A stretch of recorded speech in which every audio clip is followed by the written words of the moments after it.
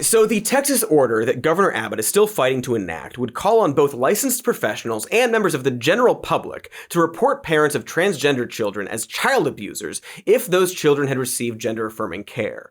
Not only that, but the order came as part of a letter from Abbott to the Department of Family and Protective Services in which he asked the department to conduct a prompt and thorough investigation into the families of any minors undergoing elective procedures for transition.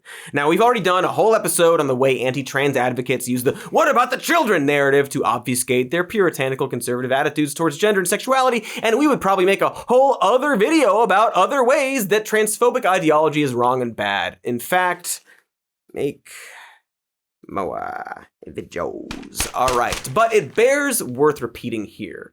Puberty blockers are broadly reversible and cause no meaningful harm. What's more, gender-affirming care, including puberty blockers as well as hormone replacement therapy and gender confirmation surgery, is shown to noticeably improve quality of life and decrease depression and suicidal ideation in trans adolescents. And, most importantly, being transgender isn't a problem we need to prevent or fix, and parents trying to affirm their children's identity aren't being abusive, Gregg, you fucking Gumby.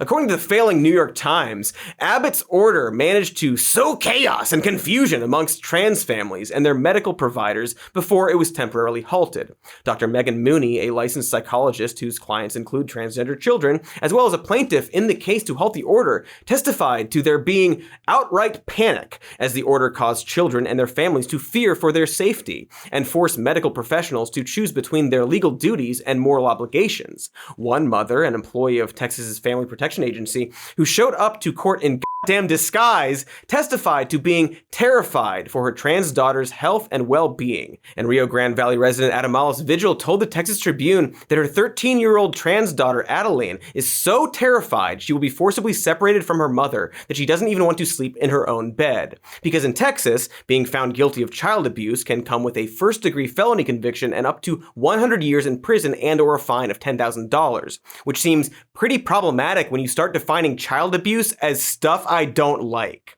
Seems bad. Yeah, it says so right here, it's bad. Not to mention, of course, that it also means having your child taken away from you by the state, and presumably prevented from continuing the often life-saving processes of hormone replacement therapy and gender confirmation surgeries. And so when this potential law causes a wave of panic and fear from the people it claims to protect, you kind of have to wonder if it's perhaps not at all actually a law designed to protect those people.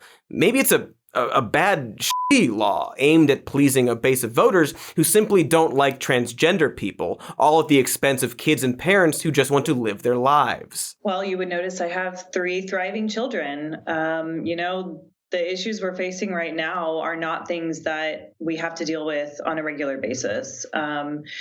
My daughter she loves riding her bike. She loves swimming. She loves hanging out with her friends, playing Pokemon Go, all the things that you would expect from a 12-year-old who's happy. And, you'll have to forgive me because it's pretty hard for me to talk about this without tearing up because it's just been such an awful couple of weeks. Can you imagine being a parent suddenly told by the state that you might have your happy and healthy kids taken away from you because a group of politicians decided that your existence is wrong and bad? It's honestly Sisypheanly hard to express just how intentionally cruel and dishonest this ongoing conservative attempt to over trans kids and their families is. But of course, here at Cody's Shody, we love nothing more than pushing huge rocks up various hills and inclines, as well as talking about the hit film Jupiter Ascending, out now in 2015. On top of everything we've already mentioned, Abbott's order was prompted by a non-binding legal opinion from Attorney General Ken Paxton, released only a few days earlier, in which Paxton argued that gender-affirming care constitutes child abuse. The opinion is, unsurprisingly, full of shit. Not only does Paxton claim that care widely accepted by leading healthcare groups like puberty blockers are abusive, but he also cites as examples things like body modification surgery, a process which is rarely, if ever, performed on children. Paxton's opinion statement has been criticized alongside Abbott's directive by various medical and human rights organizations, including the Endocrine Society, an international medical organization for the field of endocrinology, which said the conservative argument rejects evidence-based transgender medical care. But of course, this isn't about evidence, nor is it about actually getting these laws through. By doing this, they are sending a signal to both their base, but especially to parents of trans kids, that by allowing your child to pursue their own personal happiness, the government is going to make their lives as hard as possible. Because the GOP loves interfering with the lives of families, right? It's like their motto says, tread on me harder, big government, P.S. we hate families. Seems long, but, that's the grand old party we know and tolerate. See, while Paxton's statement was non-binding and Abbott's order is currently blocked, that doesn't mean their words don't have weight and impact when they come from important elected officials. And like we said before, Abbott's order was only blocked on the grounds that it was an overreach of the executive branch, not on the grounds that it was evil and dishonest, because apparently morality is subjective and a functioning democratic system can't base its legislative process on how good or evil a law is because that's just not how it works, or something. I don't know. I refuse to read a book. Or can't read, except for the teleprompter, which reads, "The point is, while it kicks absolute ass that Judge Meacham told Abbott to shut the f*** up, you awful piece of shit, all it would take to actually pass legislation that does the same thing as Abbott's order would be for enough Texas legislators to believe the same hateful lies that Abbott and Paxton believe.